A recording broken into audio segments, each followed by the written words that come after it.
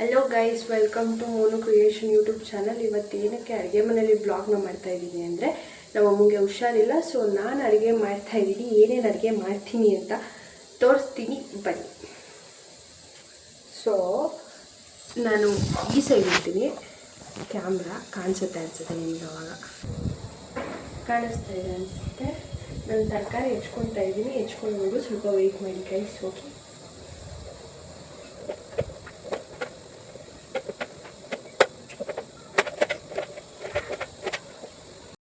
ಇವಾಗ ನಾನು ಬೇಳೆ ಸಾರು ಮತ್ತು ಬೆಂಡೆಕಾಯಿ ಪಲ್ಯ ಅನ್ನ ಮಾಡೋಣ ಅಂತ ಅಂದ್ಕೊಂಡಿದ್ದೀನಿ. ಆಲ್ರೆಡಿ ಕುಕ್ಕರಿಗೆ ನೋಡಿ ಬೇಳೆ ಮಸ್ಯೋದಕ್ಕೆ ಅಂತ ಇಟ್ಟಿದ್ದೀನಿ. ಕುಗ್ಸಿ ಸೈಡ್ಗೆ ಇಟ್ಟಿದ್ದೀನಿ.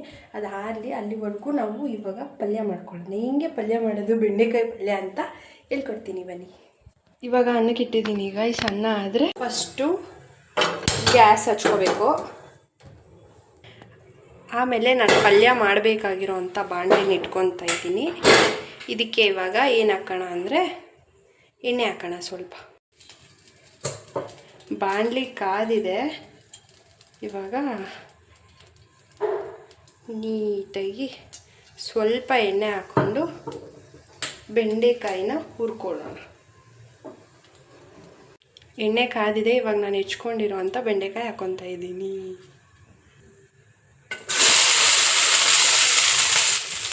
ಇವಾಗ ನೀಟಾಗಿ ಅದನ್ನ ಸ್ವಲ್ಪ ಹುರ್ಕೊಳ್ಳೋಣ.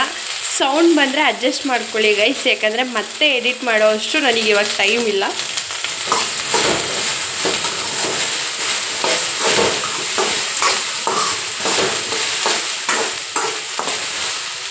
ಇದು ಬ್ರೌನ್ ಆಗೋವರೆಗೂ ನಾವು ಸ್ವಲ್ಪ ಹುರ್ಕೋಬೇಕು. ಮತ್ತು ಅದರಲ್ಲಿರೋ ಲೋಳೆ ಮೀನ್ಸ್ ಜೆಲ್ ಟೈಪ್ ಇರುತ್ತಲ್ಲ, ಅದೆಲ್ಲ ಹೋಗೋವರೆಗೂ ನಾವು ಅದನ್ನ ಹುರ್ಕೋಬೇಕು. ಆಮೇಲೆ ಪಲ್ಯ ಮಾಡಬೇಕು. ಓಕೆ, ನಾನು ಹೇಳೋ ಸ್ಟೆಪ್ಸ್ನೆಲ್ಲ ನೀಟಾಗಿ ಫಾಲೋ ಮಾಡಿ. ನೋಡಿ, ನಾವು ಫುಲ್ಲು ಅದನ್ನು ಫ್ರೈ ಮಾಡಿದಾಗ ಈ ಥರ ಅದ್ರ ಜೆಲ್ಲೆಲ್ಲ ಬಿಟ್ಕೊಳ್ಳುತ್ತೆ. ಲೋಳೆ ಎಲ್ಲ ಹೋಗಬೇಕು. ಅದೆಲ್ಲ ಫುಲ್ ಕಂಪ್ಲೀಟ್ ಹೋಗೋವರೆಗೂ ನಾವು ಹುರ್ಕೋಬೇಕು. ಇದು 50% ನಾವು ಇಲ್ಲೇ ಅದನ್ನು ಕುಕ್ ಮಾಡ್ಕೊಬೇಕು.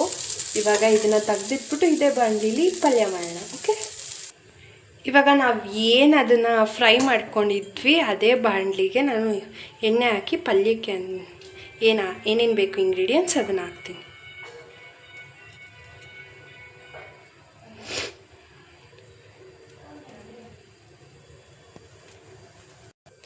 ನಾನು ಈ ಬಾಣಲಿಗೆ ಇವಾಗ ಎಣ್ಣೆ ಹಾಕಿದ್ದೀನಿ ಮತ್ತು ಒಂದು ಸ್ವಲ್ಪ ಸಾಸಿವೆ ಹಾಕ್ತಾಯಿದ್ದೀನಿ. ಇದೆಲ್ಲ ಸಿಡಿದ ನಂತರ ನಾನು ಕಡಲೆಬೇಳೆ ಮತ್ತು ಕರಿಬೇವು ಹಾಕ್ತಾಯಿದ್ದೀನಿ. ಇದಕ್ಕೆ ನಾನು ಇವಾಗ ಈರುಳ್ಳಿ ಮತ್ತು ಹಸಿಮೆಣ್ಸಿನ್ಕಾಯಿನ ಹಾಕ್ತೀನಿ. ಇದು ಫುಲ್ಲು ಫ್ರೈ ಆಗಬೇಕು.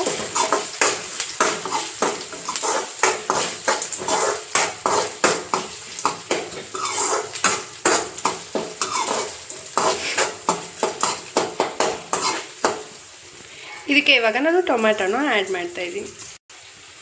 ಟೊಮ್ಯಾಟೋನ ಇವಾಗ ಫ್ರೈ ಮಾಡೋಣ ನೀಟಾಗಿ.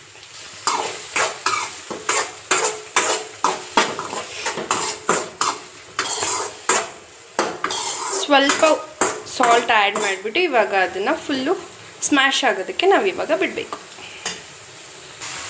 ಈಗ ಅದು ಸ್ಮ್ಯಾಶ್ ಆಗ್ತಾ ಇದೆ. ಇದಕ್ಕೆ ನಾವು ಹೆಚ್ಚಿಟ್ಕೊಂಡು ಹುರ್ಕೊಂಡಿದ್ವಲ್ಲ ಬೆಂಡೆಕಾಯಿನ ಅದನ್ನು ಹಾಕೋಣ. ಓಕೆ, ಹಾಕಿ ಫುಲ್ಲು ನೀಟಾಗಿ ಮಿಕ್ಸ್ ಮಾಡ್ಕೊಬೇಕು. ಇದಕ್ಕೆ ನಾವು ಸ್ವಲ್ಪ ಚಿಲ್ಲಿ ಪೌಡರ್ನ ಆ್ಯಡ್ ಮಾಡೋಣ.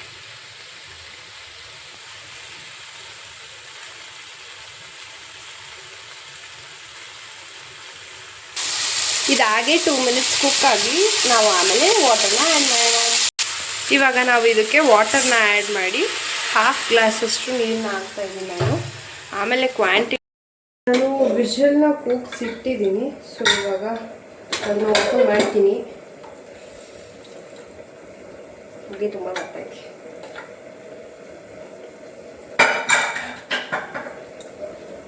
ಇವಾಗ ಇದನ್ನೆಲ್ಲ ಮಸಿಬೇಕು ನಾವು. ಮಸ್ತು ಒಗ್ಗರಣೆಗೆ ಹಾಕಿದ್ರೆ ಬೇಳೆ ಸಾರು ರೆಡಿ.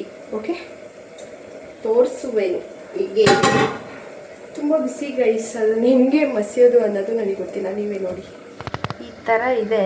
ಇವಾಗ ಮಸಿಯುವ ಸಮಯ. ಇವಾಗ ನಾನು ಹಿಂಗೆ ಬಸ್ತಿಟ್ಕೊಂಡಿದ್ದೀನಿ. ಅದ್ರ ಎಕ್ಸ್ಟ್ರಾ ನೀರನ್ನ ಅಲ್ಲಿ ತೆಗ್ದಿಟ್ಕೊಂಡು ಇವಾಗ ಅದಕ್ಕೆ ಒಗ್ಗರಣೆ ಹಾಕಿದ್ರೆ ಬೇಳೆ ಸಾರು ರೆಡಿ.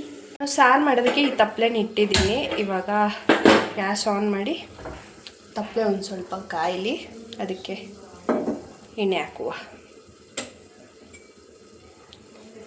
ಇವಾಗ ಎಣ್ಣೆ ಹಾಕ್ತಾಯಿದ್ದೀನಿ. ಐ ಥಿಂಕ್ ಇನ್ನೊಂದು ಸ್ವಲ್ಪ ಹಾಕಬೇಕು ಅನಿಸುತ್ತೆ. ಎಣ್ಣೆ ಹಾಕಿದ್ದೀನಿ. ಇವಾಗ ಇಷ್ಟು ಸಾಕು ಅನಿಸುತ್ತೆ. ಇವಾಗ ಎಣ್ಣೆ ಕಾಯಿಲಿ, ಸಾಸಿವೆ ಜೀರಿಗೆ ಹಾಕುವ. ಎಣ್ಣೆ ಕಾಯ್ತಾ ಇದೆ. ನಾನು ಸಾಸಿವೆ ಜೀರಿಗೆನ ಹಾಕ್ತಾಯಿದ್ದೀನಿ. ಸ್ವಲ್ಪ ಕರಿಬೇವನ್ನ ಹಾಕ್ತಾಯಿದ್ದೀನಿ. ಆಮೇಲೆ ಹೆಚ್ಚಿಟ್ಕೊಂಡಿರೋ ಈರುಳ್ಳಿ ಬೆಳ್ಳುಳ್ಳಿನ ಹಾಕ್ತಾಯಿದ್ದೀನಿ. ಇವಾಗ ಫುಲ್ಲು ಮಿಕ್ಸ್ ಮಾಡುವ.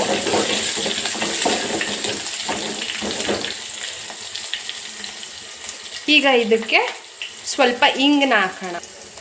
ಇದರಲ್ಲಿ ಸ್ವಲ್ಪ ಹಾಕ್ತೀನಿ ನಾನು. ಈಗ ನಾವು ಮಸ್ಕೊಂಡಿರೋ ಅಂಥ ಬೇಳೆ ಇದನ್ನು ಹಾಕ್ಬಿಟ್ಟು ವಿಡಿಯೋ ಮಾಡ್ತೀನಿ. ಬಿಕಾಸ್ ನಾನು ಒಬ್ಬಳೆ ಕ್ಯಾಮ್ರಾಮ್ಯಾನ್ ಆ್ಯಂಡ್ ಅಡುಗೆ ಮನೆ ಎರಡೂ ನಾನೇ. ನಾನು ಅದನ್ನು ಆ್ಯಡ್ ಮಾಡ್ಕೊಂಡಿದ್ದೀನಿ. ಇವಾಗ ಇನ್ನೊಂದು ಸ್ವಲ್ಪ ಮಸ್ತಿದ್ನಲ್ಲ, ಅದು ನೀರನ್ನ ಆ್ಯಡ್ ಮಾಡ್ತೀನಿ ಇದಕ್ಕೆ. ಇಷ್ಟು ಫುಲ್ಲು ನೀರು ಅದೇ ನಾನು ಏನು ಮಸ್ಕೊಂಡಿದ್ದೀನೋ ಅದನ್ನು ಹಾಕ್ತಾಯಿದ್ದೀನಿ. ಇದು ಕುದಿ ಬರಲಿ. ಒಂದು ಕುದಿ ಬರೋ ಅಷ್ಟರಲ್ಲಿ ನಾನು ಉಪ್ಪು ಖಾರದ ಪುಡಿ ಹಾಕ್ಬಿಟ್ಟು ಕ್ಲೋಸ್ ಖತಮ್. ಆಗಲೇ ನಾವು ಏನು ಪಲ್ಯ ರೆಡಿಯಾಗಿದ್ವು ಅದು ಫುಲ್ಲು ನೀರೆಲ್ಲ ಹೀರ್ಕೊಂಡು ಇಷ್ಟಾಗಿದೆ. ಇವಾಗ ಖಾರದ ಪುಡಿ ಮತ್ತು ಇದನ್ನು ಹಾಕ್ಬಿಟ್ಟು, ಕಾಯಿ ತುರಿ ಆಪ್ಷನಲ್. ನನಗೆ ಕಾಯಿ ತುರಿ ಅಂದರೆ ಆಗಲ್ಲ, ಸೊ ನಾನು ಖಾರದ ಪುಡಿ ಅಷ್ಟೇ ಹಾಕ್ತೀನಿ. ಇದಕ್ಕೆ 1 ಸ್ಪೂನ್ ಖಾರದ ಪುಡಿ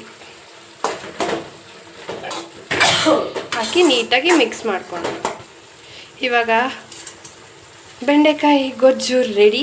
ಸ್ವಲ್ಪ ಉಪ್ಪು ಹೇಗಿದೆ ಅಂತ ನೋಡಿಬಿಟ್ಟು ಅದನ್ನು ಕ್ಲೋಸ್ ಮಾಡಿ ಇಟ್ಬಿಡ್ತೀನಿ. ನೆಕ್ಸ್ಟ್ ಸಾಂಬಾರು ಕಡೆ ಹೋಗ್ತೀನಿ ನಾನು. ಇವಾಗ ಸಾರು ಕುದಿ ಬರ್ತಾ ಇದೆ. ಇದಕ್ಕೆ ಸ್ವಲ್ಪ ಉಪ್ಪು ನಮ್ಮಮ್ಮ ಆ್ಯಡ್ ಮಾಡಿ ಹೋಗಿದ್ದಾರೆ. ನಾನು ಪಲ್ಯ ನೋಡ್ಕೊತಾ ಇದ್ದೆ ಆ ಟೈಮಲ್ಲಿ. ಇದಕ್ಕೆ ಉಪ್ಪು ಆ್ಯಡ್ ಆಗಿದೆ. ಇನ್ನೊಂದು ಸ್ವಲ್ಪ ಕುದಿ ಬರಲಿ. ಕುದಿ ಬಂದರೆ ಬೇಳೆ ಸಾರು ರೆಡಿ. ಇವಾಗ ಅನ್ನಕ್ಕೆ ಇಟ್ಟಿದ್ದೀನಿ. ಈಗ ಈ ಅನ್ನ ಆದರೆ ಅಡುಗೆ ಮಾಡೋ ಅಷ್ಟರಲ್ಲಿ ಸುಸ್ತಾಗೋಯ್ತು. ಈಗ ಅನ್ನ ಆದರೆ ರೆಡಿ ಟು ಸರ್ವ್ ಗೈಸ್. ಎಲ್ಲನೂ ಊಟ ಮಾಡಿ ಎಡಿಟಿಂಗ್ ಕೆಲಸ ಮುಗಿಸಿ ಮಲ್ಕೊಂಬಿಟ್ರೆ ನಾನು ಅಷ್ಟೇ ಸಾಕಾಗೋಗ್ಬಿಟ್ಟಿದೆ.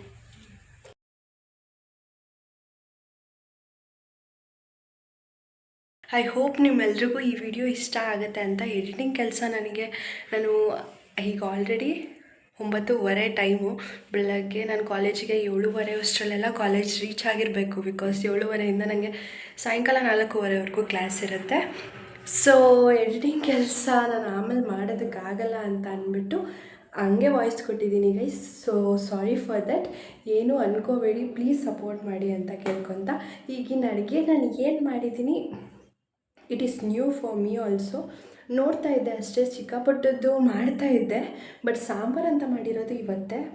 ಅದು ಹೇಗೆ ಬಂದಿದೆ ಅನ್ನೋದು ಮುಖ್ಯ ಅಲ್ಲ, ಮಾಡಿರೋದು ಮುಖ್ಯ ಆಗುತ್ತೆ. ಬಿಕಾಸ್ ನಮಗೆ ಹುಷಾರಿಲ್ಲದಿರೋ ಟೈಮಲ್ಲಿ ನಾನು ಅಡುಗೆ ಮಾಡೋಕ್ಕೆ ಕೊಡ್ತಾಯಿದ್ದೀನಿ ಅವರಿಗೆ ಅಂದರೆ ಅವ್ರಿಗೊಂದು ಪ್ರೌಡ್ ಫೀಲ್ ಇರುತ್ತೆ. ಬಿಕಾಸ್ ನನ್ನ ಮಗಳಿರೋದಕ್ಕೆ ನಾನು ಆರಾಮಾಗಿರ್ಬೋದಲ್ಲ ಅಂತ. ಇದ್ದರೂ ಇಲ್ಲದೇ ಇದ್ದರೂ ನನ್ನ ಕರ್ತವ್ಯ ನಾನು ಮಾಡಿದ್ದೀನಿ. ಚೆನ್ನಾಗಿದೆಯಾ ಇಲ್ವಾ ಅನ್ನೋದು ಸೆಕೆಂಡ್ರಿ, ಬಟ್ ಮಾಡಿದ್ದೀನಲ್ಲ ಅದಷ್ಟೇ ನನಗೆ ಬೇಕಾಗಿರೋದು. ಆ್ಯಂಡ್ ಚೆನ್ನಾಗಿತ್ತು ಕೂಡ. ಸ್ವಲ್ಪ ಇದು ಏನು ವೇರಿಯೇಷನ್ಸ್ ಆಗುತ್ತೆ ಅಂತ ಅಂದ್ಕೊಂಡಿದ್ದೆ, ಬಟ್ ಏನು ವೇರಿಯೇಷನ್ಸ್ ಆಗಲಿಲ್ಲ. ನಮ್ಮಮ್ಮ ಸಾಂಬಾರಿಗೆ ಉಪ್ಪು ಹಾಕಿದ್ರು. ಸೊ ನಾನು ಉಪ್ಪು ಸಾಂಬಾರಿಗಂತೂ ಹಾಕಕ್ಕೆ ಹೋಗಲಿಲ್ಲ, ಅವರೇ ಬಂದು ಉಪ್ಪು ಹಾಕಿದ್ರು. ಸೊ ಅಲ್ಲಿಗೆ ಮ್ಯಾನೇಜ್ ಆಯಿತು. ಇನ್ನೊಂದು ವ್ಲಾಗ್ ಜೊತೆಗೆ, ಇನ್ನೊಂದು ವಿಡಿಯೋ ಜೊತೆಗೆ ನಿಮಗೆ ಮತ್ತೆ ಸಿಗ್ತಾ ಇರ್ತೀನಿ ಅಂತ ಹೇಳ್ತಾ ಈಗಿನ ವ್ಲಾಗ್ನ ಇಲ್ಲೇ ಎಂಡ್ ಮಾಡ್ತೀನಿ. ಭರ್ಜರಿ ಊಟ ಅಂತ ಆಯಿತು. ಇವಾಗ ಎಡಿಟಿಂಗ್ ಕೆಲಸ ಎಲ್ಲ ಮುಗಿಸಿ ನಾನು ಮಲ್ಕೊಳ್ಳೋದಕ್ಕೆ ಅಂತ ಹೋಗ್ತೀನಿ. By guys. ಆ್ಯಂಡ್ ನಿಮ್ಮ ಸಪೋರ್ಟ್ ಯಾವಾಗಲೂ ಇದೇ ಥರ ಇರಬೇಕು.